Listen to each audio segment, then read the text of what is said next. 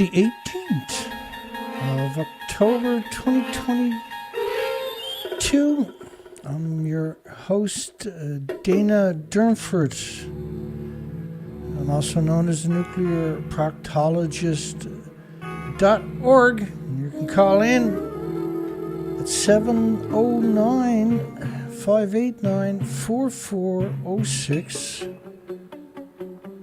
709-589-4406. I hope you're having a great day in this bizarre planet we live on. We got lots and lots of news, so let's get after it, I guess. Hope you enjoyed the Twilight Zone. This is what this is. Get your atoms for humanity. The A-10 Warthog only shoots dirty bombs for all you patriots out there. By the way, this is Ralphio Grossi. In his spare time, he sniffs bicycle seats. Japan is claiming they're growing fish in the water they're pouring over the melted reactor cores. They've talked about that a couple times over the last couple of years, but now there's actually a story. So we're going to cover that. And at the end of the story, I'll show you the counter information. Last night's video was 1 hour, 28 minutes, and 4 seconds. 12 hours later, it was 1:28 and 10 seconds. So it gained 6 seconds, exactly 12 hours after we stopped the stream. It does that every single day, and nobody else's videos gets longer. The comments don't disappear for 12 hours to your chat room alongside. We have a poll for everybody tonight. Is Japan trying to hoodwink the world with claims they are growing fish with water from nuclear reactor meltdowns? I apologize for the poor grammar. Space limitations, how many digits you can put up. And I got a bit lazy. There we go. So TEPCO says they're raising TEPCO, which is a corporation. So let's say McDonald's poisoned hundreds of millions of people, and McDonald's said, well, we're going to grow fish in the stuff that people claim we poisoned them with to prove we didn't poison them. Would you believe them? Because that's all TEPCO is, just a corporation, right? That was nationalized by the government. So this is an official picture today of TEPCO claiming they're growing flounders and they're going to grow seaweed and something else. We'll get to it. Tokyo Electric Power Company Holding Incorporation. This is on the stock market now. The original TEPCO doesn't exist anymore. They went bankrupt right away after the multiple nuclear meltdowns. They're not decommission authorities, by the way. They have no right to be on the site, let alone a company. So there's no incentive not to be evil, obviously, or they wouldn't exist. So-called because they should be obviously held accountable for what they've got done. And they even wrote their so-called treated water. This water is nuclear waste. It's not water. The minute that you poured it over the reactor core, it stopped being water. What the water they're talking about is about 120 tons a day. They say they're pouring on multiple nuclear meltdowns, which is 120 tons is what a garden hose puts out each day. So they're not even being honest in a tiny fraction of the way. Normally, each reactor would need 4,500 tons a minute, a million gallons a minute. 4,500 tons per minute versus 120 tons a day is the official story now. Containing radioactive material, and it's containing fuel particulates from a melted reactor core. These are catastrophic to all species. From the Fukushima No. 1 nuclear power plant to Daiichi. And calling it crippled is probably one of the strangest. We've dealt with this for a decade plus now, this word crippled. The building actually is not crippled. It doesn't even exist. These people are pretending they're in the fuel pool 100 feet above the wreckage. There's nothing there functional left, right?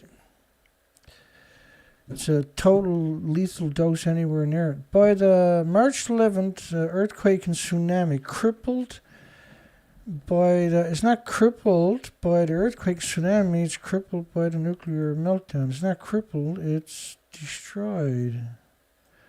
There actually is a difference. This is mainstream media pretending the building's perfect. How are you supposed to have a conversation with the nuclear industry when that's the norm for the nuclear industry? By showing that the flounders don't have 3 eyes or any abnormalities. So they're going to grow it, they say, in water that is filtered. We're just going to go through the story, and I'll show you the actual documentation, and hopefully come away able to extrapolate nonsense on your own after. And I'll be completely useless because you're going to be educated, and Zen has balanced out the world. Yeah. Compared to those raised in seawater, TEPCO aims to demonstrate the safety to treat it.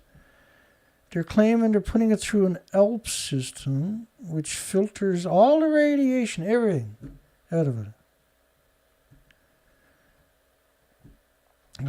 Then ELP systems would be in every nuclear power plant worldwide, if that was true, obviously, right?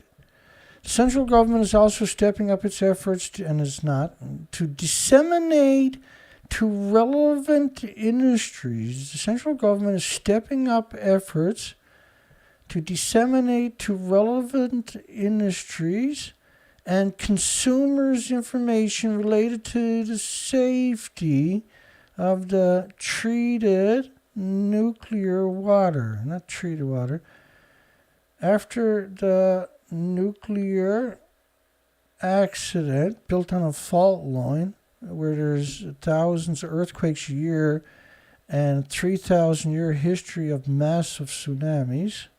Total accident, I tell you what. The water, I will challenge that statement, used to cool the reactor. You can't cool reactors with water. You need bore-rated water to stop the recriticalities, see? It's a special demineralized water, so you don't have a conflict. There's supposed to be 1,000 tanks. We counted them. If you count the small ones up there, it's 750. And that's being generous. Was contaminated with radioactive material.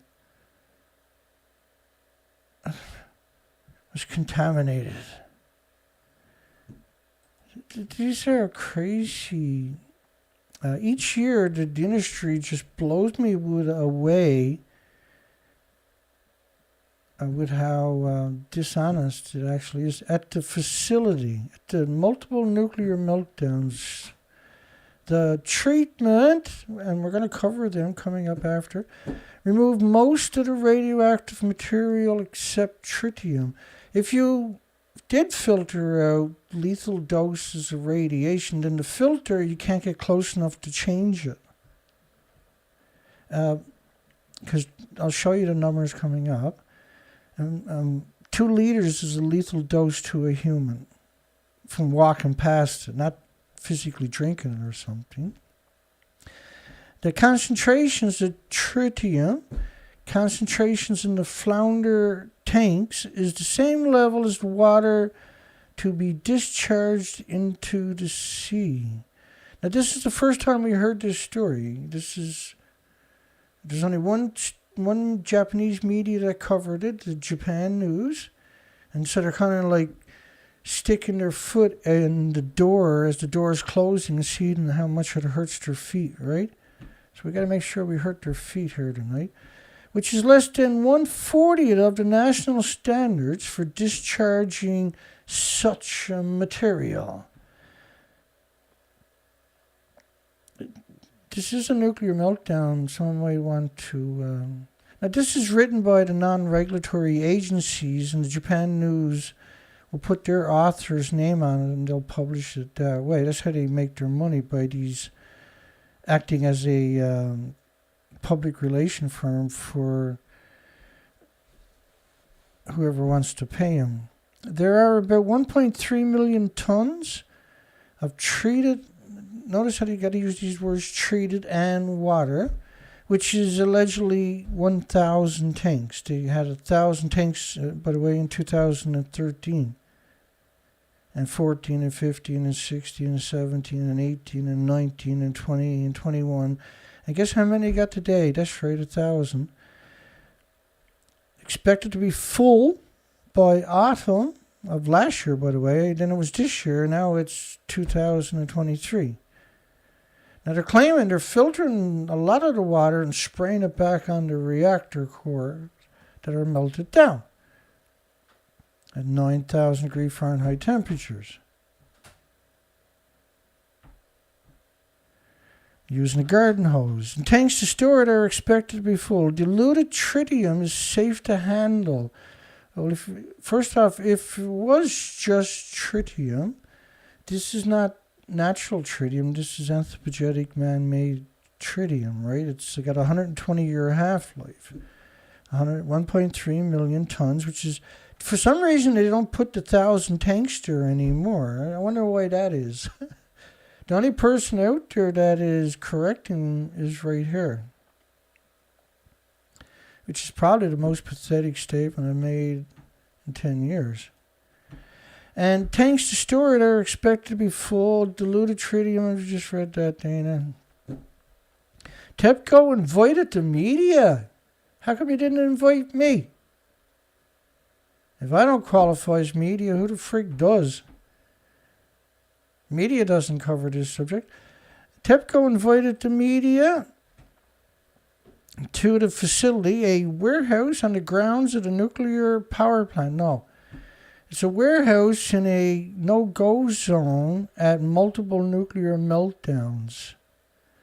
Was turned into an agricultural facility, which is probably why they didn't put that statement there, because then you can't use the word turned into an agricultural facility.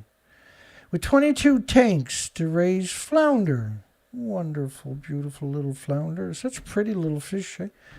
Blue tanks were filled with seawater, and yellow tanks had treated water from multiple nuclear meltdowns. Direct contact. They're not water. The second it touches multiple nuclear meltdown reactor cores, it's no longer water. It's evil. I'll show you after. There's about 730 young flounder in the tanks, and the tanks are monitored around the clock, Dana, with 5 screens displaying data like the temperature and oxygen level. They thought of everything, Dana. The power company, TEPCO, a.k.a. the non-regulatory agency, a.k.a. IAEA, TEPCO doesn't even exist. Now this is all nuclear lobbying, right? Everything we see with TEPCO's name attributed to it is actually nuclear lobbying groups. Plans to announce as necessary, like the IAEA or the non-nuclear regulatory commissions of pick your country. Plans to announce as necessary whether the flounder developed abnormalities and information like tritium concentrations. So they're going to rule out everything. The only thing that they're willing to even conceive and barely so, is tritium. It also plans to add abalone and seaweed into the tanks.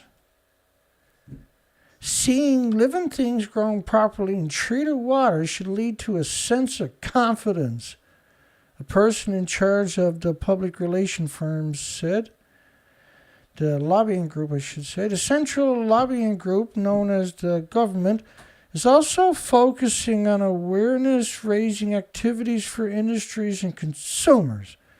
And in late September, the Economy, Trade and Industry Minister, who knows nothing about nuclear, invited 14 members of the National Supermarket Association. So now they're the arbiter of radiation fallout is the supermarkets, folks. Welcome to the real world Simpsons. We actually live in a real world Simpsons where nothing is real. To observe the process of removing radioactive material from water, which is no longer water because you sprayed it over corium meltdown. We're able to gain better understanding by actually seeing the process, said the Supermarket Association Secretary General. Really? You're the head of a supermarket association and you're a general?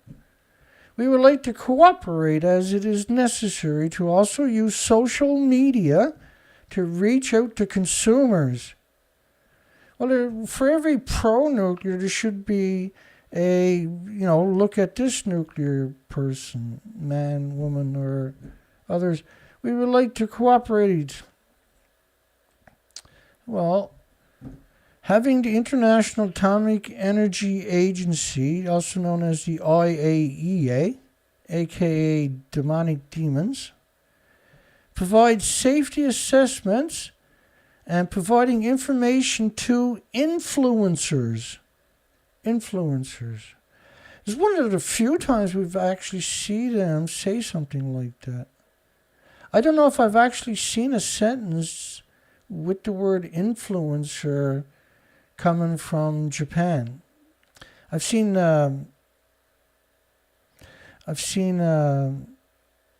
people from Environmental Progress, Michael Schellenberg's lobbying group, pro-nuclear lobbying group, get referred to as influencers. But I've never seen Japan use that before. So get ready. Here, there's a lot of more propaganda coming on social media, I guess. A lot of people are about to sell their souls. Having the International Atomic Energy Agency provide anything should be a crime against humanity. Information to influencers can effectively disseminate it. So no debate. Here's the information from the industry not watchdog, but lobbying group, pro-nuclear lobbying group. So this is obviously written by lobbyists. It's not written by a journalist at all. In 2015, TEPCO promised the Fukushima Prefectural Federation of Fisheries Cooperative Association and others opposed to the discharge of the, again, to call it treated water is just absurd, that it will not do so without the understanding of all relevant parties. So why are you building the infrastructure when nobody agrees, only you? But first off, we'll get to that statement. The ministry has set up a 30 billion fund to buy up marine products. 30 billion yen. I can't remember what that works out to. And I failed to do the math, unfortunately. To buy up marine products if rumors. So any dissenting opinion is going to be considered a rumor. Related to the discharge that harms sail, they'll buy it and freeze it, and when the pesky rumors dissipate, then they'll just sell it on the market under another name, right? It is also considering establishing a separate fund. They don't, for some reason, they don't tell us about that particular fund. Now, we covered it. I can't remember, because they already had one fund for the so-called rumors, right? Harmful rumors. Was it James Lewis called it harmful rumor badge? You can get now if you're a pro-nuclear lobbying group or Boy Scout.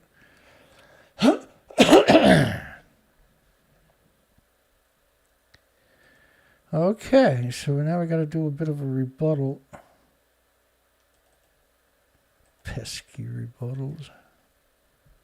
This one is important though, because we don't want TEPCO to feel left out.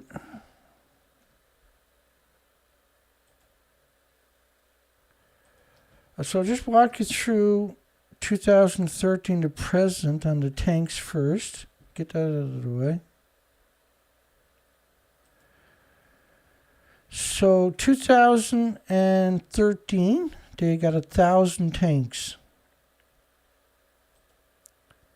2014 is 1,200 tanks.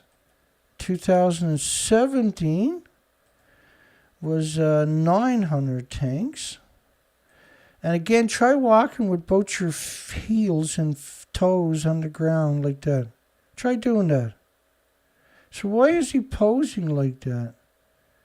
Because he's a homeless person wearing a mask that can't possibly work. The picture's absurd. In 2019, this line right here, 1,000 tanks. In 2021, 1,000 tanks. And 2022, 1,020 tanks. So they had 1,000 tanks since 2013.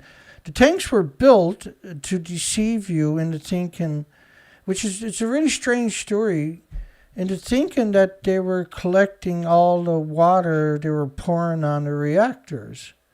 This is an astounding assertion. Now, since 2015, they have pushed that particular narrative. But pre-2015, they had multiple other narratives. TEPCO to abandon their Riva system amid contaminated water crisis. August the 12th. I'll go on the big screen again for everybody. So 2012, the Riva system was France's water filtration system. It, for the last 3 years, its entire life, it had been unused and kept out of operation. The ELP system, 2013, January 24th, the plant had already released enormous amounts of highly contaminated water directly into the ocean from a plethora of hemorrhages from the reactor building. TEPCO releases video of groundwater entering the crippled Fukushima Daiichi complex, 2013. So 2.2 sieverts per hour, 2,200 millisieverts, 2.2 sieverts per liter. Which means if you walk past a 5-gallon bucket off it, everybody on the planet who walks past the bucket dies. 3 sieverts is a lethal dose from a short exposure. You'll die within a couple of weeks. So imagine you're filtering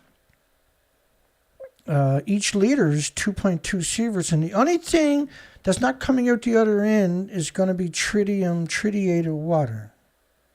This is an absurd suggestion, say. So a filter only works for any other application for a little bit. When the filter starts filling up, the stuff coming out the other end is going to be contaminated, right? But this is nuclear. Filtering in nuclear means gathering it up. This when you put it in a filter, it doesn't become inert. It's not harmless all of a sudden, or innocuous or benign. Now it's concentrated into hundreds of thousands of sieverts. What that means is you can't get within thousands of feet of the building. You can't ever get back inside the building. The second you turn it on, and try to filter it, you can never get inside the building again. But what it also means is the volumes we're talking about is you can't actually do this. Okay, so that's just one example of crazy what we're talking about from when you pour it over the reactor core. Now they're only talking about beta, by the way. They're not acknowledging gammas and alphas and neutrons and by proxy the X-rays. That's kind of important, Dana. Okay, so TEPCO officials cannot estimate how frequent water will be discharged from the multiple nuclear meltdowns. For the next month, the radiation levels of the stored tanks will be tested. The tanks. If the groundwater contains less than 1 becquerel per liter of cesium-134 and 137, 5 becquerels per liter of beta, and 1,500 becquerels of tritium, then it will be released. If the tanks... Now, of course, the tanks are 2.2 sieverts per liter. Just a liter like that will null out the whole tank for that. So TEPCO is still struggling to keep the head above contaminated water. So the water samples from a cable trench running freely into the ocean, with a foot thick of water just pouring into the ocean. So laboratory tests of 8.7 million becquerels of tritium, 2.35 billion becquerels of cesium, 750 million becquerels of other radioactive material. First off, if you got 2.5 billion becquerels of cesium, then you can't check for tritium. It's such a low emitter, it's drowned out by 2.35 billion becquerels of cesium, 750 million becquerels of other radioactive material. What, like uranium and plutonium? The biggest byproduct of the radiated fuel rod is curium isotopes. My apologies, here we go. In case one hasn't paid attention to the constant stream of international experts calling for TEPCO to be removed as the organization in charge of decommissioning the crippled Fukushima Daiichi reactor. There's been a steady stream of international experts saying TEPCO doesn't have the qualifications, is not a decommission authority, it has no right to be in position that it is. And common sense would tell you, once you look into this topic properly, and I'm giving you hopefully a good foundation so you can make your own extrapolations. Japan's working to speed up decommissioning of Fukushima Daiichi reactor 2013. So there were people, the nuclear scientists, nuclear academics, nuclear corporations, nuclear students were getting $11 US a day. $11. Man, those nuclear scientists really are dedicated to their work, Dana. Oh, did I say nuclear scientists? I meant homeless. How are you going to fix multiple nuclear meltdowns by sending in homeless people? Do you think nuclear scientists are going to go to work for $11 US a day? So far away from the nuclear meltdowns where the flounders are being grown, in Fukushima City, over 90,000 houses are eligible for decontamination. There's around a little over 100,000 houses in Fukushima. So pretty well all the houses are eligible for decontamination, which means you shouldn't be in the city. You definitely shouldn't be in any of the structures, buildings, or businesses. So they're claiming they can filter everything out of the actual nuclear meltdown site itself, the worst of the worst. They can't clean up houses 60 kilometers away. So they can clean up all the radiation until it's only tritiated, harmless, according to them, water left. But elementary school in Japan has to use water bottles to shield the students. So they're stacking water bottles outside the school in Koriyama City, 34 miles west of the Fukushima Daiichi multiple nuclear meltdown site. An elementary school is using water bottles to shield the radiation from the schoolyard and other areas around the school building. The bottles are filled with water and placed inside of square boxes which are stacked around the classroom. Like so. According to the school, it seems to have reduced the radiation levels inside the classrooms by 1/3. I got a better idea. Why not move them out of there? It's a nuclear wasteland. Like if you grow fish there, flounders anywhere in Fukushima City or Koriyama City, you'll have more radiation than you would at the actual nuclear meltdown site that's still out of control for the next 1,000 years. That's pretty slick, baby. Residents of Koriyama City concerned about the high amount of radioactive material found around their town, with several million one-ton bags of radiation was picked up and stored in plain sight, I might add, in said town of Koriyama City. Surrounding communities, this was the United Nations Scientific Committee on the Effects of Atomic Radiation, absorbed doses in red bone marrow in Japan for the first year. That's quite the statement. Why would you look at something like that for? So you can see the name of the communities, alphabetical order. The second lane is population in 2010. And the one that I got highlighted is the becquerels of just cesium, gamma, per square meter in the soil, which means you got to multiply it by multiple isotopes to get the true number, which is going to be a stunning number, right? So this line here, each of these communities would typically, if you had 39,000 becquerels of just cesium at any nuclear power plant on the entire planet, that's an evacuation zone. That's a no-go zone at the nuclear power plant site. But in Japan, it's perfectly acceptable to keep people in a nuclear wasteland and grow fish to deceive everybody. Koriyama City, 341,781 victims are living in 162,000 becquerels per square meter, atomic decays every second, of just gamma. Well, you can't just have gamma. You got to have alpha and betas and neutrons, and then by proxy you got full body X-rays. It's not just humans. Tokyo Electric determined human error caused a contaminated leak at the Fukushima Daiichi. Hang on.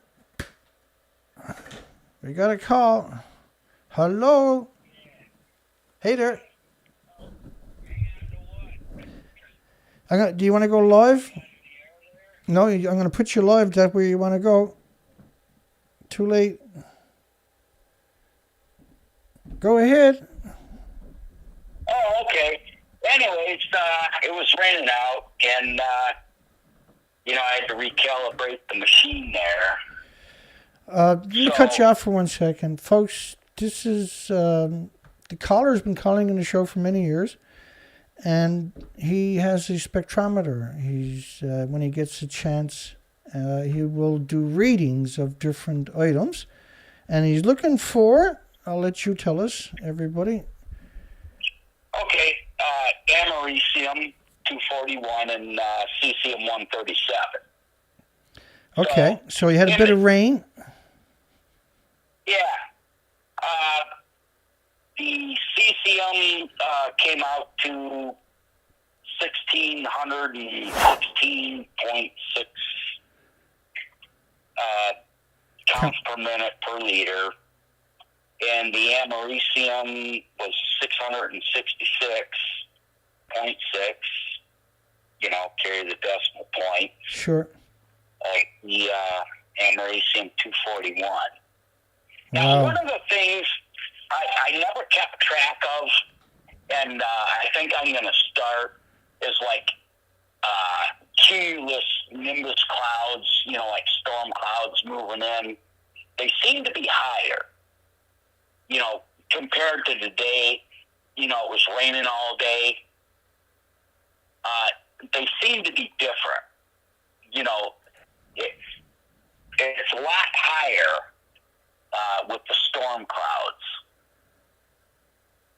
for whatever reason. Well, yeah, because when it rains, you're expecting the rain out, right? Obviously. That's a prime time to test it.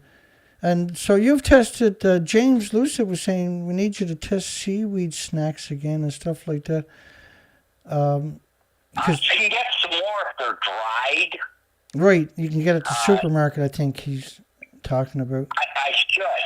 You've done it before. Compared to, now, you have to know if they came out of the Pacific, Atlantic, or if they're grown inside. Sure, yeah, good point. That would be good. But, that would be a good test. Yeah, so maybe I'm just throwing it out there. So, I didn't mean to cut you off. You know what? Go ahead. They can throw a specific brand. Yeah, that's a good idea. Or something that's dried. I did go get a few. And they were like too oily and greasy to put my instrument on. Just before I got to cut you off for a second.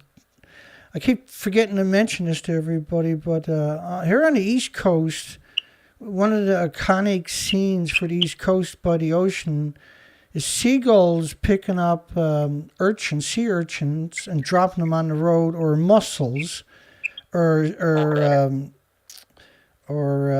like big saltwater snails and stuff like that, dropping them on the highway and break them open and eat them.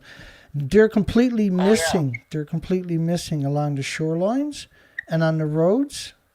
And I started noticing this about 2 weeks ago, and I forgot to mention it. But anyway, because I'll put that in my notes to talk about on the next die-off video that we do.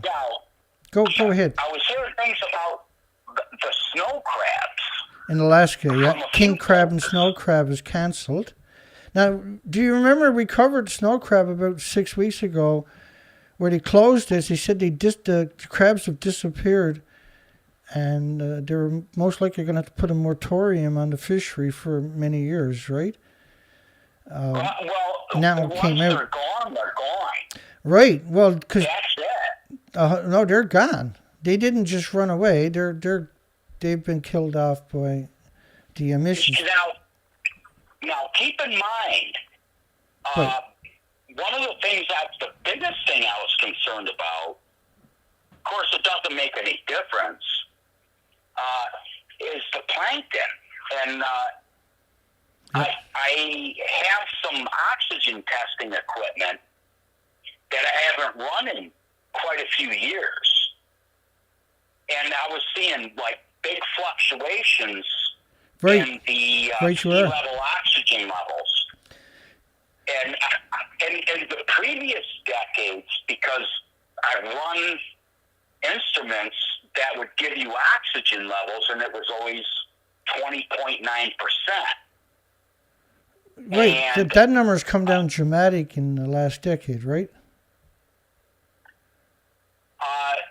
Yeah. The trick is to that is getting calibration samples that are an actual 20.9%. That's the 0 point. Right. Gotcha. And I've never, previous to my testing, when I started looking at it again, is it was always consistent. Now, these instruments, I think the fool a lot of people is these instruments will always, when you turn them on, they self-calibrate, and they always come up 20.9%, but that's atmospheric, whatever it is. So if it's 20.7 or 6 or 5 or whatever, it'll always say that. But when I'm testing boiler exhaust, what I'm finding is when you go to tune them, you can't get rid of the carbon monoxide, which tells me, because of the calibration point of the machine, the reason you can't get rid of the carbon monoxide trying to tune these things is because we don't have the oxygen, the correct oxygen. Well, when I done I got to cut you off. When I was doing the expeditions year after year to Alaska, we were able to show that the phytoplankton were missing. And they were also missing from the freshwater, too, we discovered along the way. But I used to filter water. The water was so clear, you can see the bottom the whole time I was doing it, all year long, which is not normal, right? It's usually, because during peak season, you can't see very deep in the water because of all the spawning from everything from mussels and shellfish and marine life and everything else. The ocean is a soup of life, right? So typically a glass of water is 1 billion creatures. So it's there has to be a significant event for you not to have that happen, right? And year after year, that would, so that's the biggest producer of oxygen, is all I'm trying to say, on the planet. Go ahead, Gar. At least 50%, maybe up to 80% of the world's oxygen is at plankton. Yeah. And when I get a good calibration source that I can verify, because you have to have a tank of this air. Yeah. To run into the machine to get your 0 point of 20.9%. Yeah, because that's important. Below that, I don't know. Then you can get an absolute. But I work in absolutes. Right. I don't know where you would get that myself personally. You obviously might have a better idea. Well, the one time I called to this company and I said, I asked the guy, I said, where do you get your tanks of air? And how do you calibrate it to 20.9? And he says, just the air. I says, what if your air isn't 20.9 anymore? Because I've seen it fluctuate from calibrated instruments. Right, and so one of the signs of that would be more air rage, because there's less oxygen already as you go up in a plane, but when there's less oxygen on the planet, you would see it manifest usually in high altitude areas where it becomes more dramatic, right? Yeah. And we are seeing that trend. That's why I said at sea level. Yeah. Because when you go up hills or mountains or whatever, it's always going to go down. Sure, yeah. But like I say, we're seeing a lot more air rage in the last decade, a significant and catastrophic increase in air rage. And these people, when they get back down to normal altitude, they're perfectly normal again. They're apologetic, but that's too late, obviously, at that stage. But the typical statement is they don't know what came over them. Well, it's lack of oxygen. And there is a lot of airborne at high at 30,000 feet, right? There's that not going to get rain. You're not going to get rained out at 30,000 feet. It has to come down lower to get rained out. Yeah. Okay. Was there anything else you want to throw out there? We got a big show to get through yet. Okay. Well, I think the oxygen thing. I may take some time and expense believe me, there's a lot of expense. But it's all me. Nobody owns me. Yeah. Unless somebody puts a gun to my head or blah, blah, blah. If you see me saying anything different, that means something's wrong. Somebody got me. Yeah. Yeah. I get lots and lots of threats, and I know what you're talking about. Now you got to just suck it up and deal with it, right? I get it. I get an absurd amount. Okay, my friend, thank you. Looking forward to your next call. Appreciate the call in. Appreciate the numbers. That's a big deal. Give us a call anytime, okay? Okay. All right, bye. Okay, yeah. God bless. Take care. That was Gary. He's been calling in for years and years to the show. And he's never messing around. He's sent me pictures of his equipment a number of times. And James's Lucid had a good point there, is that nothing is normal after Fukushima. It's almost impossible to calibrate after Fukushima anything because of the catastrophic amount of radiation. Which reminds me, so we're talking about flounders being grown with water from multiple nuclear, being poured over actual nuclear meltdowns. It's not water anymore. But anyway, I'm just trying to show you there's another narrative you need to think about. Because like when they give you one narrative, but nobody else will give you another narrative, something to consider, right? And so this is what I got done on each of these shows. They give you something else is part of the equation, and they're not putting it in there. Talking electric turbine, human error caused a contaminated leak at Fukushima. Human error.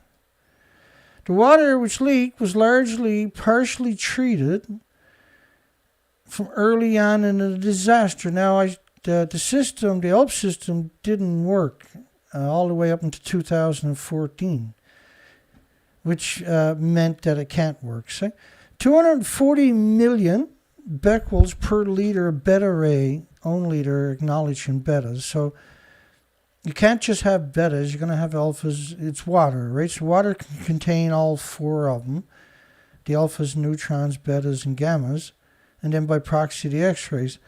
240 million becquerels per liter of beta ray emitting substances. So if TEPCO was growing it in water from this stuff, you can't filter that out, see? Let me keep out of there.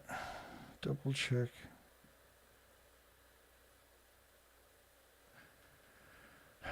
Okay. Regulators urge TEPCO to dump, this is 2013, tritiated water into the Pacific Ocean. So the REVA system didn't work in 2013, or from 2011 to 2014. And from 2011-2014, the Siri system didn't work, which was supposed to filter cesium. And from 2011-2014, the REVA system didn't work, which is supposed to filter everything but the sun, right?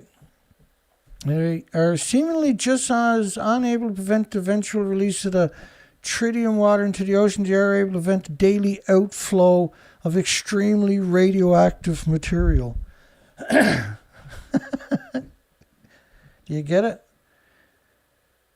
They're unable to prevent the tritium water being dumped in the ocean, as they are able to prevent the daily outflow, daily hemorrhaging of extremely radioactive, what they call material.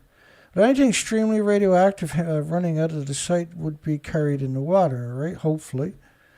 If we wouldn't dump it in our lands, why should we dump it in our oceans? And if cargo ships at sea are found to be deliberately dumping any kind of waste overboard, they are typically banned from doing businesses in many major international markets. And that TEPCO is not a decommissioning and decontamination organization. They're a office operation. They're an office administration. They're not technical, or they don't have a technical history. They have many different facets of TEPCO outside of nuclear on top of that, right? So leave them in charge was so you didn't blame the nuclear industry, right? You blamed TEPCO. That's why they keep TEPCO's name relevant, is so you blame TEPCO instead of the IAEA, the non-regulatory agencies like the NRC. Leak of contaminated water at Fukushima Daiichi Unit 3 may have international safety. Just hang on one second. We forgot one. I don't remember seeing the Arriva system. Let me boogaloogie it up. All right, there we go.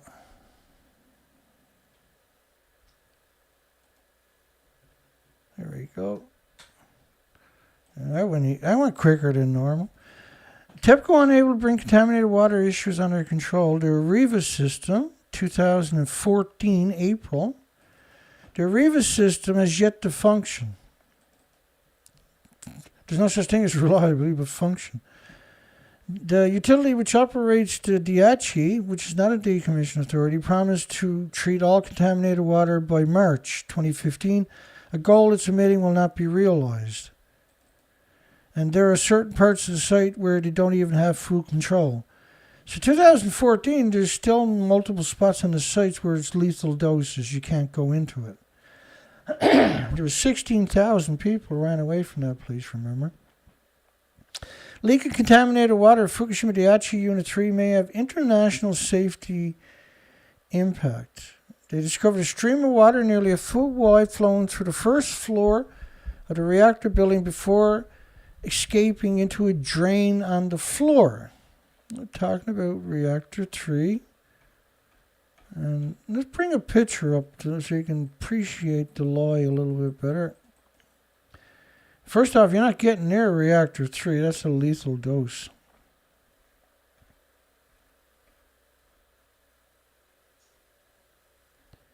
Almost here. Hang on. I want to get something with a comparison so you can better understand it if you're new to this topic.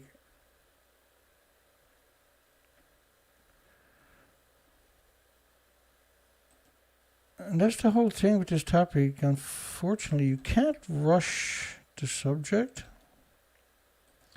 That's betrayal to rush the subject. So the fuel pools are at the top of the building, by the way, and the reactor core is at the top of the building. That's reactor 3 over there. The first floor is smashed. It's absolutely smashed. So they discovered a stream near a foot wide flowing through the first floor of the reactor building for escaping into the drain on the floor. So the first floor, there's no one getting close to this. This is a Medusa. This was a mixed oxide fuel facility, for goodness sakes. So talking that 24 million becquerels per liter of beta, including strontium, 700,000 becquerels per liter of cesium-134, and 1.7 million becquerels per liter of cesium-137. Notice they didn't mention tritium in that particular story, because tritium is a nasty isotope because it lasts a long time and disseminates into the bodies of insects and animals and birds and humans through just the skin and everything. Same as all of this does. It gets caught up in rain, washed out in rain, and you get it on your skin. It absorbs directly into your body. Plus it gets in the water tables and in your drinking water. 1.7 million becquerels per liter is cesium-137. So these are all catastrophic numbers per liter. This is just a fraction of what's going to be in that particular liter on top of that. And TEPCO is claiming there's only a becquerel or 2 becquerels per liter left after they treat it. This again is now, the filter is now a fuel rod, see? If you can filter out the numbers we're talking about, within 15 minutes the filter you're using is actually a fuel rod, and you're bringing all the neutrons and gammas and alphas and betas together, which means you're going to have a criticality in the filtration system, which means you're going to have a meltdown in the filter. A chain reaction is going to melt down the equipment. Do you get it? If you put this stuff in a filter and succeeded in getting it in the filter is going to melt down because you have the perfect environment now and all the elements necessary for a spontaneous chain reaction, a criticality. You can't filter it, right? That's the problem with it. And it always will be forever and ever. TEPCO fails to deliver and promise to install a fence to stop the water from washing into the ocean. They're going to build a fence because it's hemorrhaging into the ocean. And the fence is not going to be cheap. It's going to cost $1 billion to try to stop all the radiation from washing into the ocean. They say it's not happening, despite all the documentation I provide you says it does. But there's more to the picture. Because we're talking about TEPCO faking growing fish in not wastewater, but nuclear sludge, because when you poured it over the reactor, it's not water no more. Now it's nuclear sludge. So, but I want to try to build you the whole picture of what's really running into the ocean from just a fraction of Japan's coastline with what we're going to do next to it.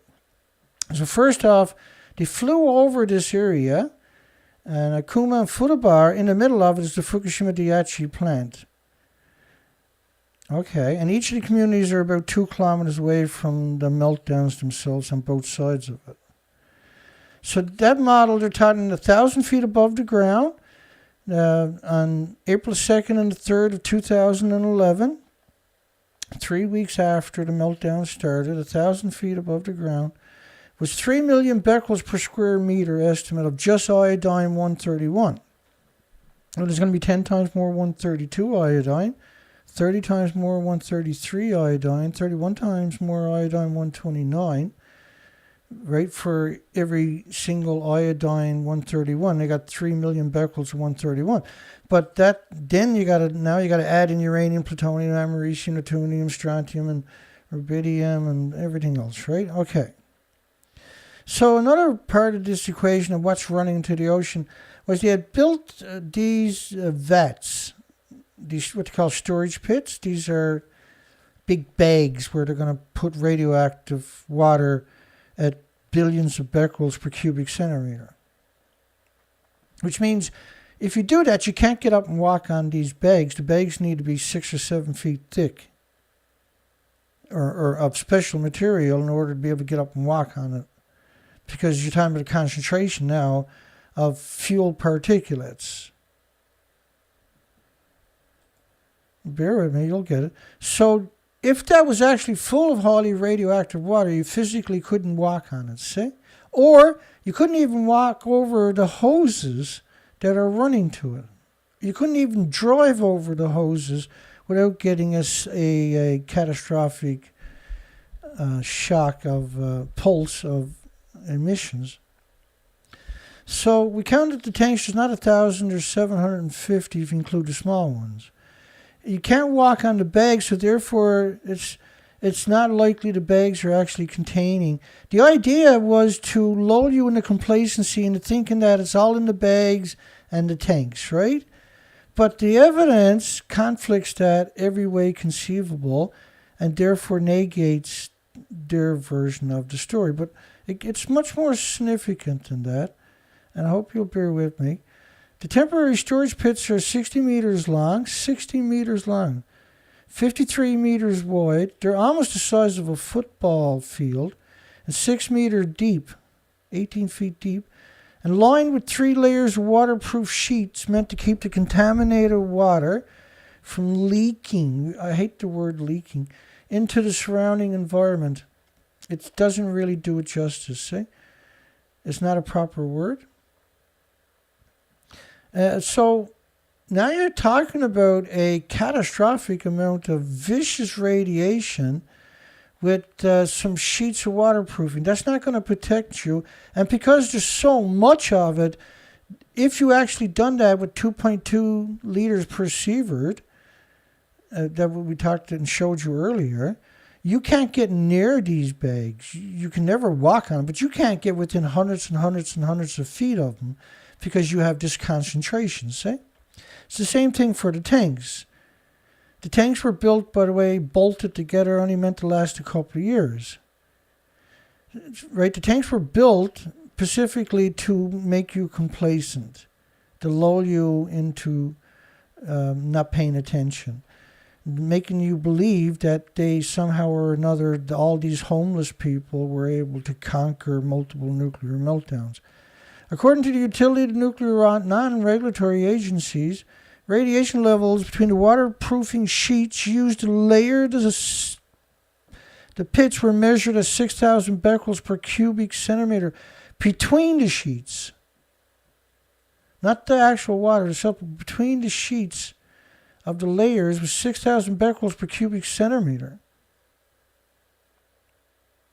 So now you got to scale that up to the liter. These are extraordinary numbers. But again, mostly the only things they're willing to acknowledge is cesium, which is a fatal flaw in honesty. On Saturday, works began using pumps to transfer the remaining 13,000 tons of highly contaminated water to an adjacent tank and storage pit. Well, first off, you can't step over the hoses when you're transferring this kind of radiation, see? TEPCO gets approval to release more Fukushima water into the Pacific 2015. They hope to be able to process and dump 150 of the 300 tons of contaminated water being produced daily. So each day they want to be able to, they're claiming they're filtering it, even though we know that doesn't work. And now that it's filtered, they can go ahead and dump it each day.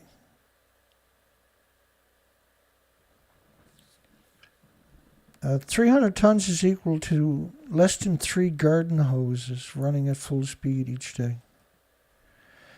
So they're being completely dishonest and disingenuous. Government says 1,500 tons of highly radioactive sludge may end up as soil for gardening. This is 2011, so why does that matter? Well, they had, and this is water filtration for communities. So this one community had 50,000 tons of sludge water found to contain high levels of radioactive cesium, just gamma, and not checking for the other isotopes. Now, this is a drinking facility far, far away from the multiple nuclear meltdowns. So 50,000 tons meant that the whole community was being poisoned. And we know that because we've seen the numbers for their excrements. And also you see the numbers for the sewage, and you see the number for garbage and for the incinerators. We'll show you some of that. Highly radioactive sewage at 30 miles from Fukushima. Imagine you're pooping out 334,000 becquerels per kilogram. Or worse yet, your children are. These are catastrophic numbers on top of that. But when you can't get rid of the water filtration sediment from the filtration of your fresh water is too radioactive to get rid of, the water is too radioactive to be drinking because you can't filter it all out. They're not using the NULP systems in the community water treatment centers, folks.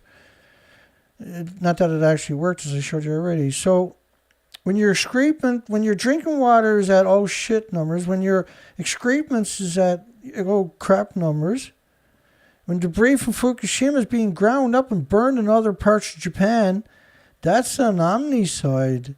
That's dirty bombs we're talking about per kilogram. Disposal of quake debris begins in Tokyo. Why would you dispose of it in Tokyo for?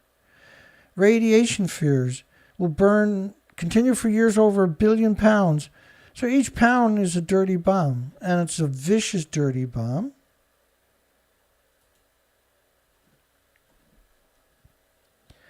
They found plutonium in every sample, by the way. But my Geiger counter won't find, which should be in that picture, but it's not for some reason. My Geiger counter can't find plutonium or curium or americium. They found plutonium, 350 becquerels a kilogram in the garbage facilities. Is government trying to contaminate every region of Japan by burning radioactive debris? Yeah. Incinerating radioactive material can contaminate the environment on its own. Fukushima plant will burn radioactive waste. Oh, we got James Lucid is calling in. Hang on, James. Yep, you're live, James. How are you, sir? No, I just wanted to call in before I forgot. It's had so much on my mind, with everything happening. You're bringing up so many good points, but, one thing that occurred to me is that they didn't have anything in the Fukushima Museum about all the tanks. Yeah, There's wow. no exhibit. They haven't brought up you would think they would, I mean, think about Yeah, I don't how, remember seeing it either. But this is what I don't get. Like, if these cores, they're just melting further and further in. So how is the water just being pumped up as they're pouring it down? Is that what you think might be going? I mean, Is that what you're talking? It's just going in the ocean, just completely into the trench. So what's happening is, first off, you got water from the back coming off the mountain, running through the site out into the ocean. But you're pouring huge amounts of water over the reactor cores because normally you need 4,500 tons a minute. So what they done was they had drilled in 2011, 12, and 13. They drilled a bunch of spots around the site, and they suck up water with pumps from that, and they test that water, and that gives them some kind of numbers of what's going into the ocean. See? But the water that they pump up goes into the tanks. That's the water that actually goes into the tanks. But they switched it. Now they're claiming everything gets sucked, put over the reactor, is pumped up, filtered, and either put back on it or goes in the tank. That's not actually 2011, 12, 13, 14 narrative. Like, how can we hoodwink? Like, you think that IAEA is dumb enough to believe this crap? You think they sit around and think like, oh yeah, this Ariba system, blah, blah, the ice wall. No. They're doing a great job over there. They told them. They're the architect. Like, we want nothing to do with Fukushima. I mean, that's the way it seems. I've only got evidence of them allegedly being there a couple of times in a decade. And none of the evidence that I seen proved they were actually there. So you're right in saying what you're saying, James, yeah. Yeah. It's important too, right? They have to be looking at it that way. They have to be understanding. Like, they're like, well, it's lethal. Engineers built.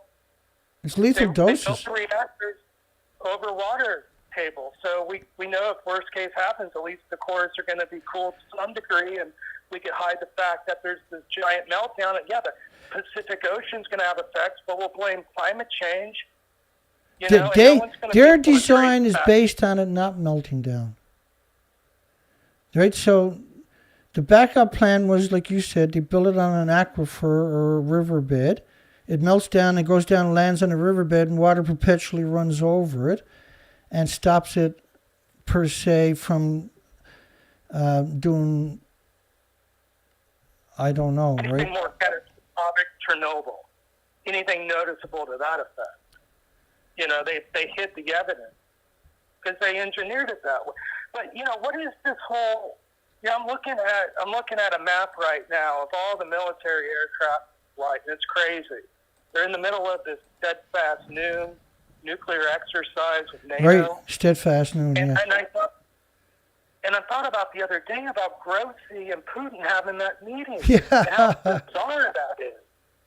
But what is this thing about smelling bicycle seats? Is that real? No. That's me. Oh. It's me being a dick. That's me being a dick. I would totally believe it. I totally believe it. I'm sorry. I'm like, God damn, this world's so crazy. Yeah, no, the world is crazy, James. You know that. I done that as a disrespect, right? Because I made that when he became the new head of the corporation known as IAE, a subsidy of UN. When he got that job, that's when I made that as a welcoming. Welcome on board. It ain't going to be no easy rides from here on out, right? I had made that on that same day. I pasted his face on. This man sniffs bicycle seats. The man doesn't look right, so it looks like something he would do. I mean, that's why I was like, oh my God. But this is the thing. Another thing I was thinking about. If you think that this would be a good idea, I was thinking about this because there's a lot of traffic lately and things. And what if you paid an those aircraft banner advertisers that fly around in circles with a banner. Oh, that'd be sweet. You know, what if you had them put nuclear energy as a hate crime? Have them fly around.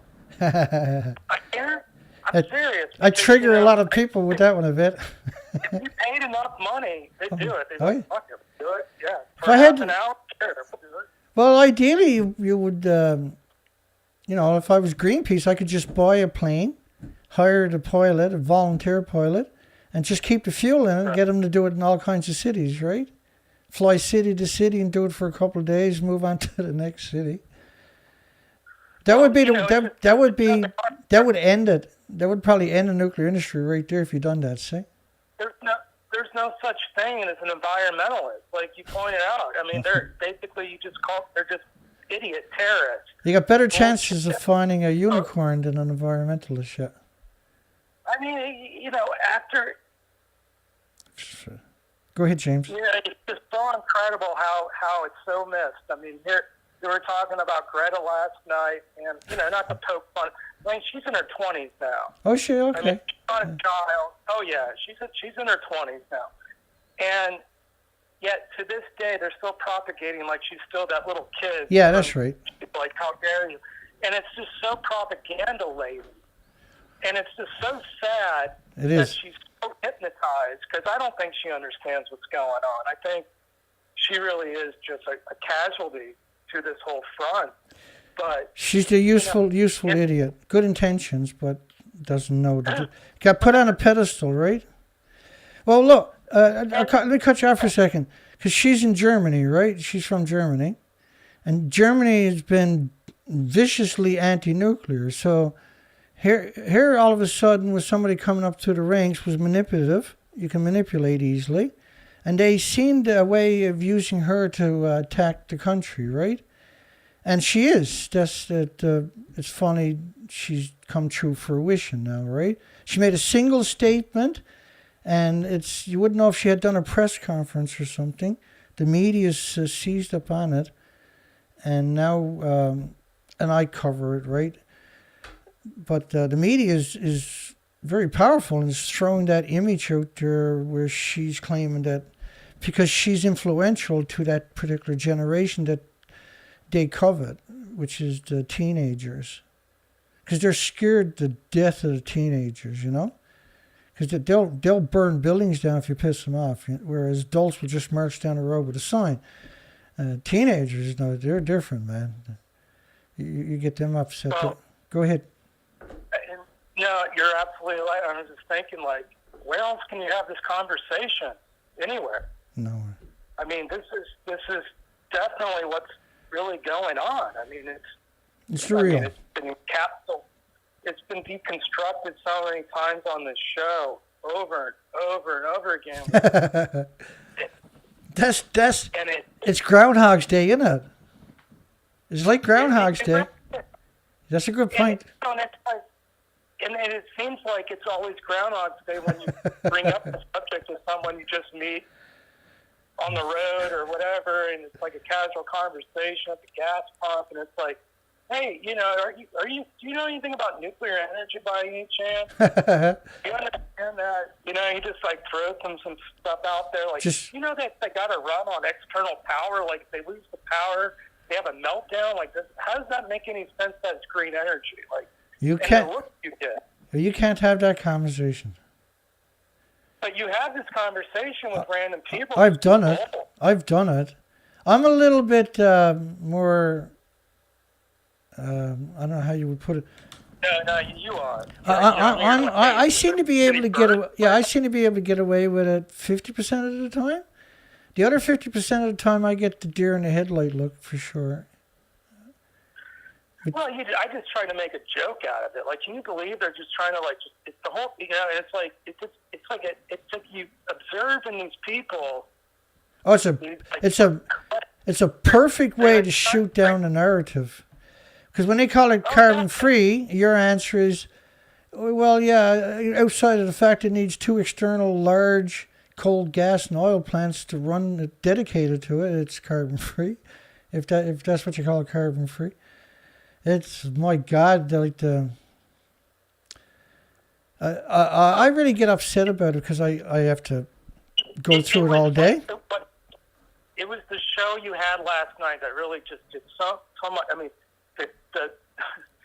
the representative going to a school showing a mock-up of a fuel rod to children. To children that don't even know nothing. So heartbreaking. That is so heartbreaking. That's desperation, is it? I don't know. It's just, it's like, you know, yeah, you might as well just make them all transgenders at this point. Destroy their futures. Go ahead. Good God, don't put that into their heads. I don't want to throw any more out there. I just, That's awesome, though. Thanks so much, Sam. Yeah, no worries. God bless you, my friend. Right. Thank you, James. All right, take care. Okay, yeah, bye-bye. That's James Lucer from the comments there, as you might know him, and is a big friend to this movement. Okay, we got a poll tonight, by the way. Let's check in on the poll. Is Japan trying to hoodwink the entire world with claims they are growing fish with nuclear reactors, water from nuclear reactor meltdowns? It was so hard to get everything to fit into that little box, I kind of screwed up the grammar because you're limited to 100 decimals, right? We got 90% of the people said, yeah, they're trying to hoodwink the world. TEPCO, some of TEPCO's employees or people accidentally said no. Well, that happens. Fukushima plant will burn radioactive waste. Incinerators are going to run around the clock. It's worse than that. That's 2013. They actually built another incinerator on site, folks. It's massive. So they have 2 incinerators at a multiple nuclear meltdown site. You really think they're not going to use it? Iodine-131 levels rise 350 kilometers from Fukushima at the sewage plant, which meant there was a recriticality going on in 2012. In fact, the emissions didn't peak until 2012 for certain isotopes. Strontium takes 1,000 days for it peaks, and it stays peaks at for tens of thousands of days. And what I mean by that is, for every 137 cesium that you find, there's 100 times strontium-90. And strontium-90 is a brutal bone seeker, particularly for children and animals.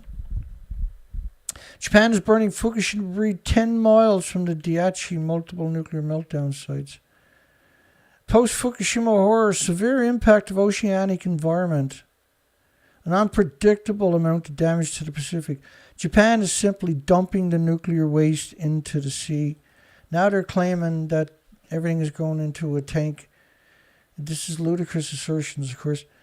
The massive radioactive waste buildup in Tokyo suburbs. So I'm getting to the point that I'm trying to make here about, because they're saying they're growing flounder in water they're dumping from, or they're going to plan on dumping into the ocean from tanks that are filtered. I showed you that that's an absurd suggestion that they're filtering it. It's ridiculous to suggest they are. It's preposterous. There's no evidence, scientific evidence, to even suggest that that's remotely possible.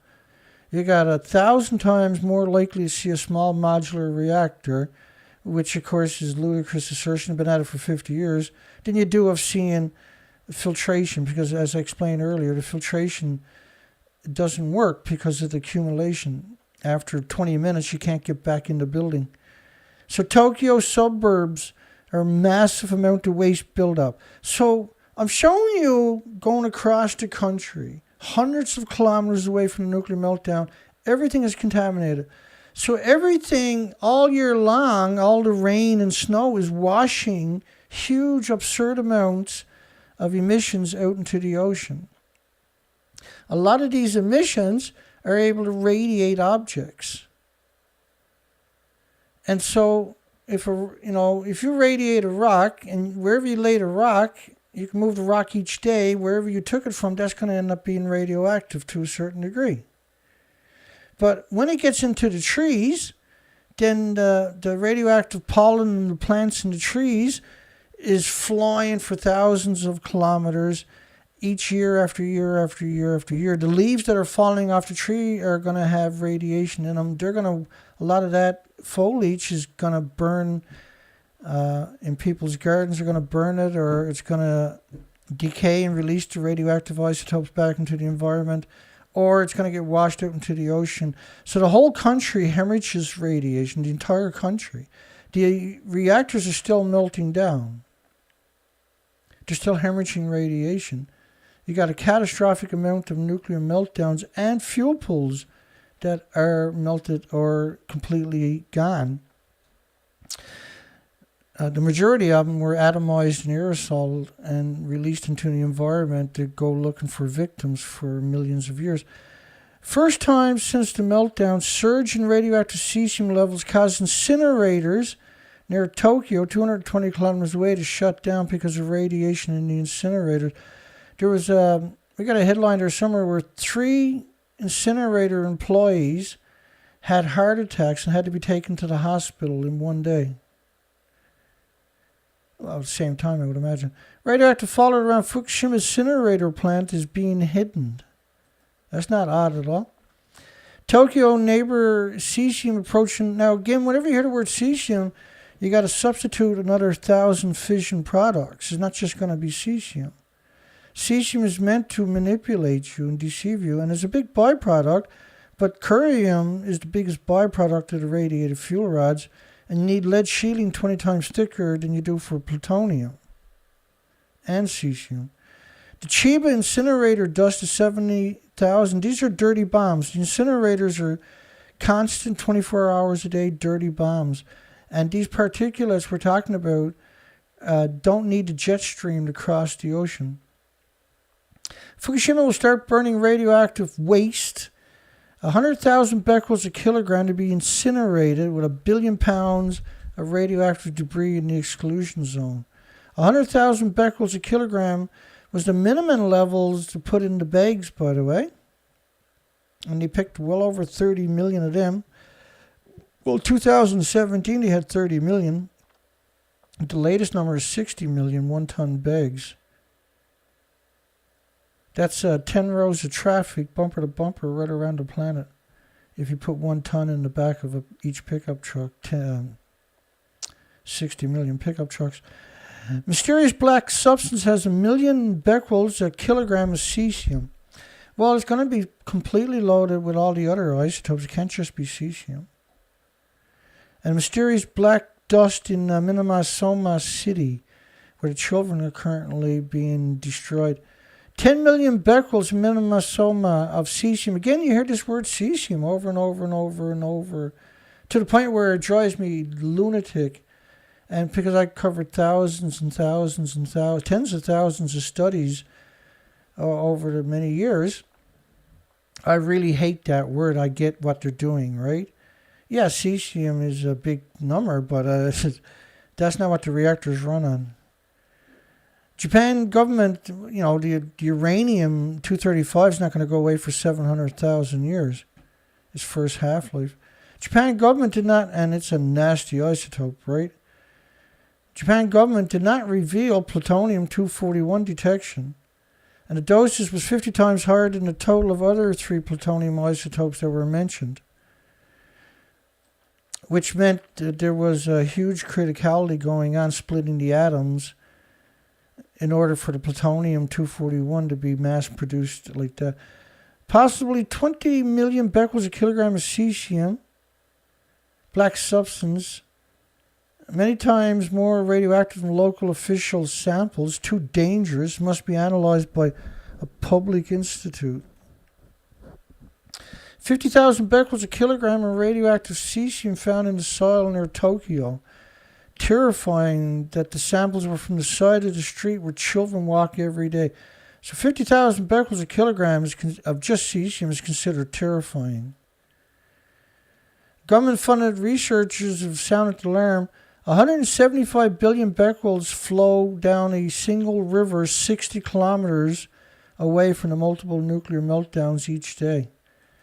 So, all of this is hemorrhaging into the ocean.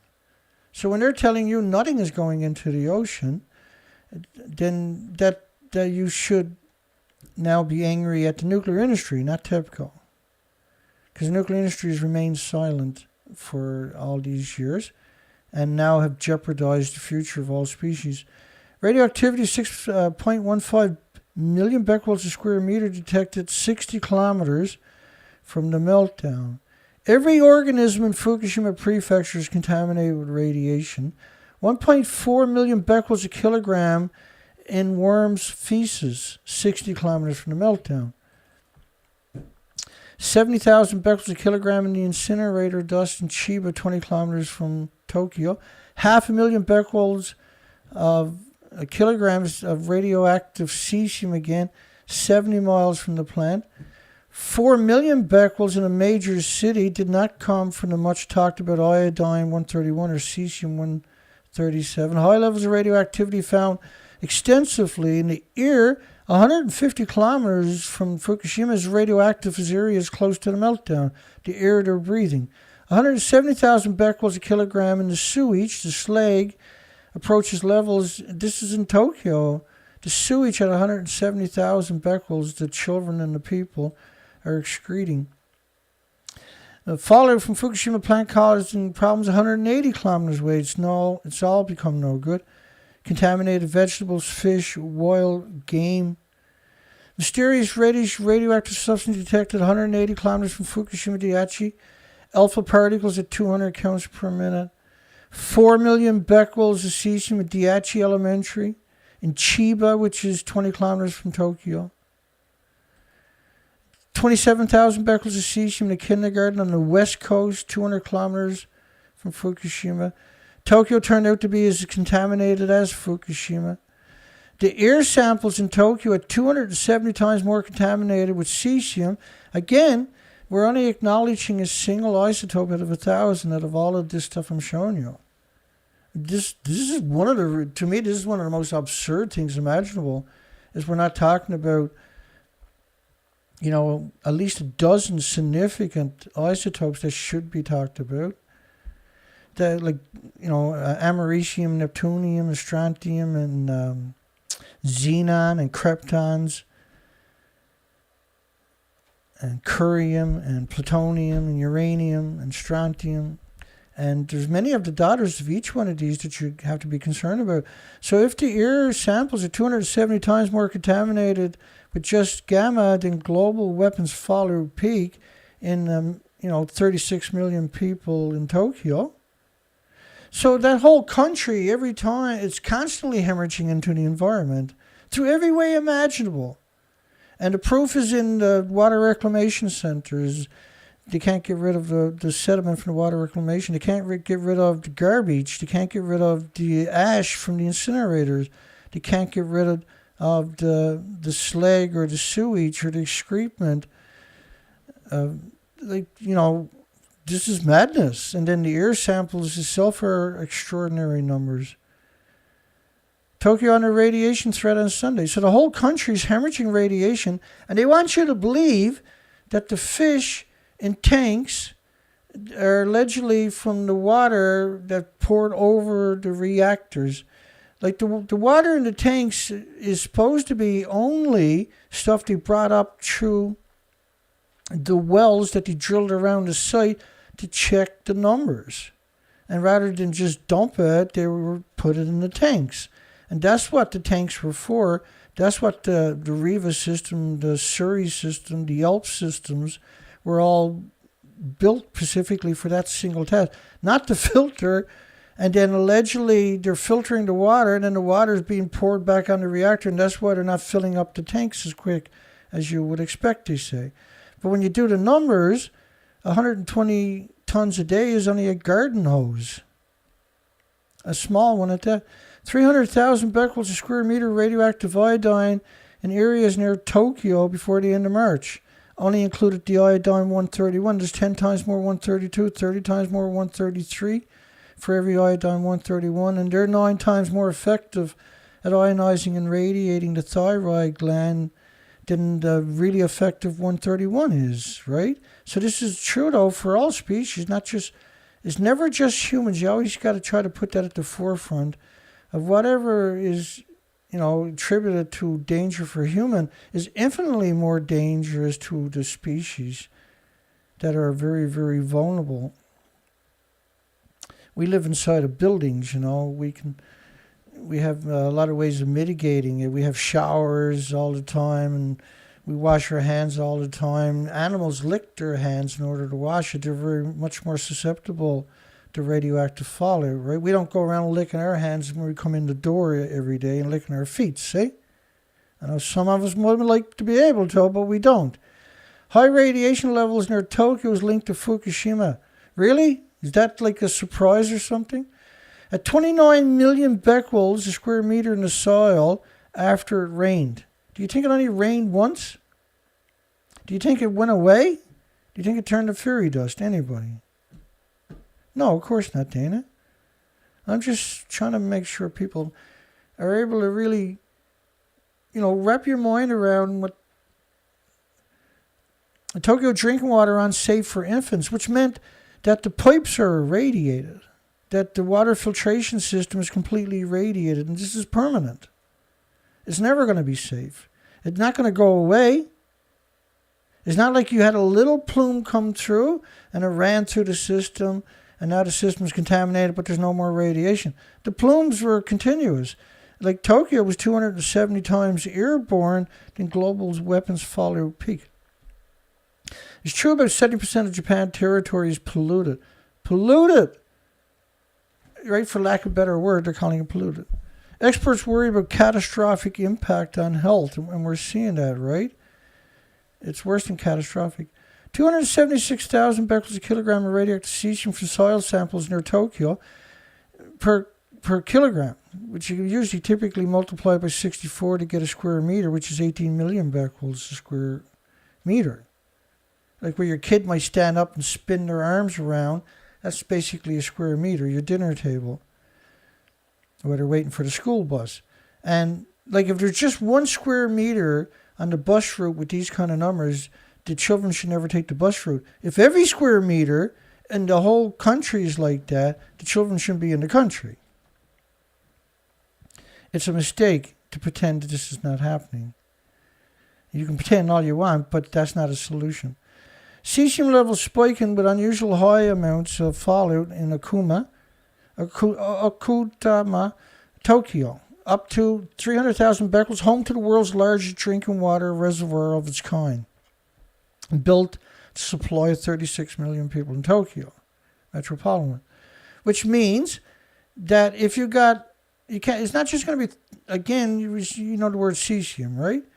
So if you got 300,000 becquerels of any isotope, you're going to have to multiply it around 600 to get the actual real numbers of all the other isotopes. It's a catastrophic. You're supposed to abandon Tokyo, Japan, not just Tokyo. And you're supposed to abandon the United Kingdom too, because you closed 9,400 farms there after Chernobyl, for instance. But Chernobyl is a paper towel compared to Fukushima, and Chernobyl was brutal. It's brutal.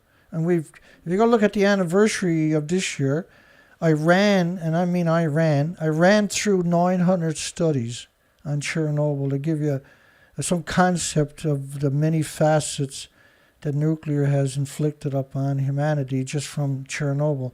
And it took 900 studies to try to, and that's just a fraction of the studies that's done. It's a fraction of the studies that I got on Chernobyl.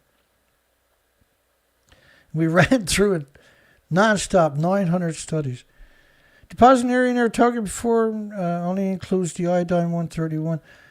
919,000 becquerels a square meter in Tokyo in another study.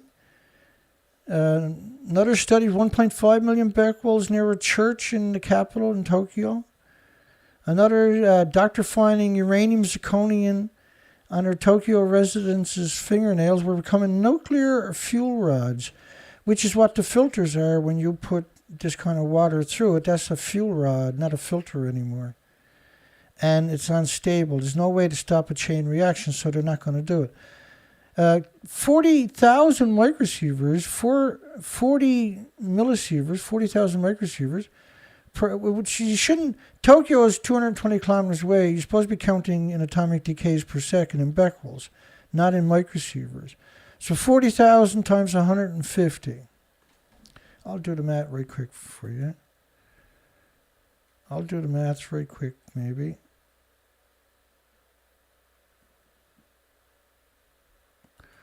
$40,000 times 100. Now that's downplaying it. That's going to down. I'm going to just only use 150 per microsiever. Somewhere. Times 150. This is a very low ball number of atomic decays per second. It's 6 million atomic decays a second at the supermarket. Neutron beams were observed in just one go 13 times. Neutron rays were measured in Tokyo. Uranium-235 in Chiba can't be detected by Geiger counters. The fog was 40,000 becquerels a kilogram of cesium. You wouldn't believe the fog we had this morning here. Like, oh my goodness. It would drench your windshield if you stopped your wiper. Fog. So it can hold an incredible amount. I went over across the barns to get filters for the oil filters for the two main engines for the outboards, because we got the boat working, right? But we still I gotta change the filters. We gotta change the leg oil. I bought the 10W30 yesterday, and what else did I buy? I bought new lights for the trailer, or cables. The lights are fine. I just got to replace the cables and the connections. Every year I got to do that, right? And I can't remember. So tomorrow I'm hoping to put the filters in the boat and stick the boat in the water and go look for birds. But we still got a few issues to solve. Over 4,000 becquerels. We got the motor running, so that's the biggest point, right? It runs perfect up to 3,000 RPMs. So I'm assuming it's the oil filter, because that's, or the leg oil is 250 hours, and you're supposed to change it every 100 hours, but it's expensive, right? But we got to do it because I haven't done it for 250 hours. Contamination never disappears. It never disappears. We got 5, 10, 15, less than 20. I'd easy to get through. 50,000 becquerels a kilogram radioactive cesium in soil near Tokyo recovered. 276,000 becquerels a kilogram cesium, 18 million becquerels a kilogram or square meter in Tokyo. Cesium from Japan. Fukushima plant fell all over Japan. It wasn't just cesium. Every time I see the word cesium, I want to strangle a nuclear scientist. No pun intended. I want to strangle them. Japan Prime Minister to study setting up alternative capital away from Tokyo. It's May the 1st, 2011. November the 3rd, 2011, Japan unveils plan to develop a massive government backup city 300 miles west of Tokyo for 200,000 people. January the 14th, 2012, government industrial complex to create small Japan in southern India. Local Tokyo officials says it became clear the radiation came further south than we thought, all the way to Tokyo. At the nursery school, kids were rolling around in the dirt and tasting it. Writers in February 2012 obtained secret Tokyo evacuation scenario. So again, right? This is multiple medias reporting that in different parts of extended period of time, major medias, that they were going to leave Tokyo. And the reason why would you leave Tokyo? Well, because it's a radioactive wasteland. 230,000 becquerels per square meter cesium in athlete's field. These are catastrophic numbers, by the way. 400,000 times in Chiba of Xenon-133, which burns a hole right through your lung and goes into the bone. NRC emails reveal radioactive technetium-99, no doubt, was detected outside of Fukushima, 240 kilometers from the meltdown. Well, you got your timer 235 involved in that. Say, strontium-90 found 245 kilometers, 150 times background. So the whole country is hemorrhaging radiation all day, every day into the ocean and the environment. It's permanently radioactive. Every tree, every bush, every blade of grass, all the infrastructure, sidewalks, all the vehicles, the whole country is just one great big nuclear soup of disease factories. Iodine-132 was 10 times higher than the 131 in northern Japan after Fukushima, and is 9 times more effective at irradiating the thyroid than 131, which is extremely effective. But the problem was there was so much of it that your thyroid gland became saturated, and now it's producing radioactive hormones. And your pituitary gland will store a lot of those hormones as your reservoir. So your reservoir now is polluted with radioactive hormones that shouldn't exist in your body, and that your body attacks. So you got all these white blood cells attacking your pituitary gland and your thyroid gland, and anywhere else where this sequesters in your muscles, your organs, and your bones. And it's not just iodine, by the way, that seeks out the thyroid. All gamma emitters, including cesium, seeks out the thyroid. So the so-called iodide tablets will block some iodine, but it won't block the cesium, for instance. Strontium found in 2,200 locations. You got 3 more. Rain with 20 million particles of radioactive iodine-131 per liter fell on the United States during post-Fukushima peak. That must make everybody feel a bit better. West Coast hit with 220 million atoms per liter of rainfall of iodine-129 with a 15 million year half-life. So that's going to saturate the thyroid glands of insects and birds and animals and mammals and everything else, and trees and plants and flowers and bees. The evidence is so overwhelming, and there's nobody else out there, unfortunately, providing the documentation, which means I got to double time all the time, right? I was at this I got back home, I went over and picked up the filters, which is a round trip, is like a 40-mile trip, 60 kilometers or something, and start to work on tonight's show, and then at 5 o'clock I finished, right? And then I'm live 5 hours later. And so I had to take an hour and go out and try to straighten out the shed, the tools and everything. So the Fukushima government, several years ago, to your right, the Fukushima government has opened a sake shop in New York, specializing in radioactive brews from Fukushima Prefecture. The Fukushima government opened a sake shop. So then they imported food. The nuclear Boris Johnson tucks in the popcorn from Fukushima read Japanese Prime Minister as the ban is lifted on radioactive food from a nuclear meltdown site. The U.S. in September last year lifted all restrictions. EU done the same thing. Canada lifted all restrictions after 93 days. And 55 countries banned it from 14 prefectures, not just Fukushima, for 10 years. So Japan couldn't ship it anywhere, only Canada, for the first 10 years. So everybody in Canada is sick because of it. EU's lifting all sanctions at the same time as America did.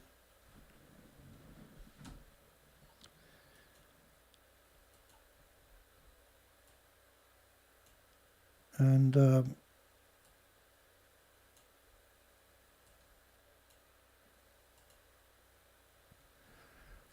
we're going to have to do the rest of tonight's show tomorrow night Because if I start into that cycle,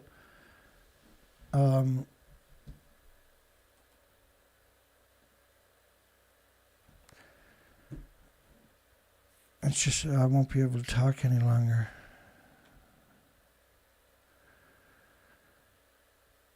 Yeah, soon they'll be giving food away for free, just to finish you off. All you can eat rockfish. Okay, so let's go look at the poll.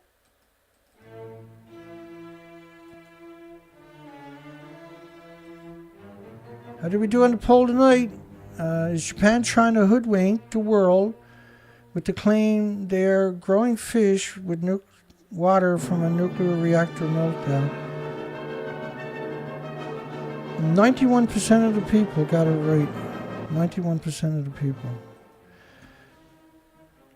So we're going to end the poll on that. That's a fantastic poll. It's great numbers. We appreciate everybody who participated in it.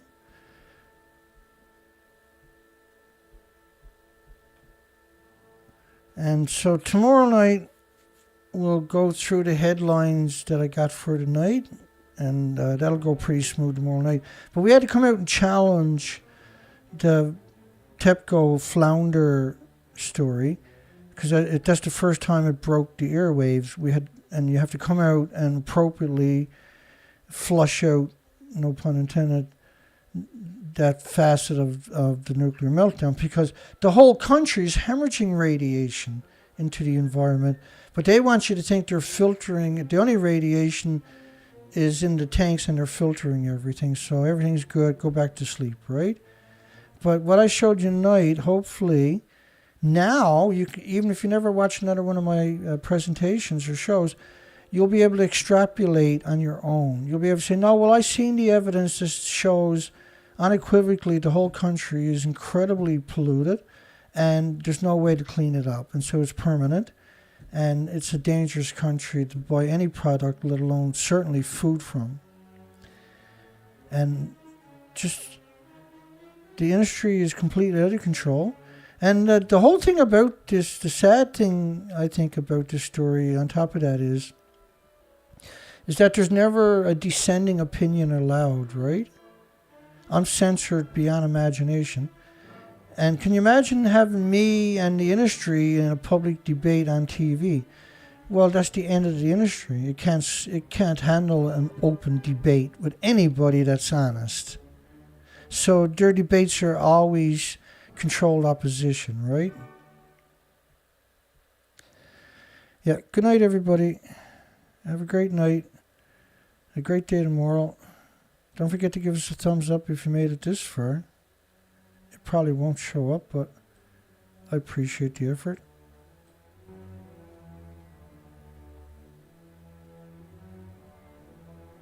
It takes 2 external power plants to run a nuclear plant.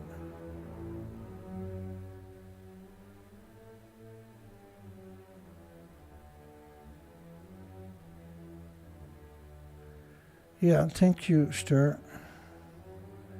Good night, everybody. We'll see everybody tomorrow night.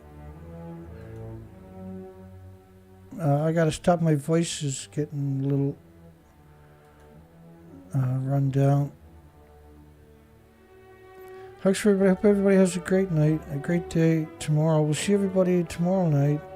At the same time, I got a great show ready for tomorrow night. Fantastic show.